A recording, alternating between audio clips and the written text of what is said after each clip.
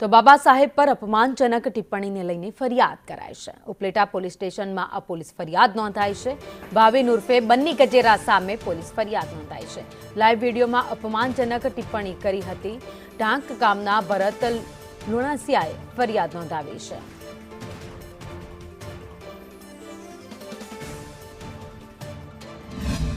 बावीस 4/2025 रोज 12:30 समये हूँ घरेथी निकळेलो हतो અને 4 થી 4:30 વાગ્યાના સમય દરમિયાન મારામાં વોટ્સઅપમાં વિડિયા બે આવેલા હતા।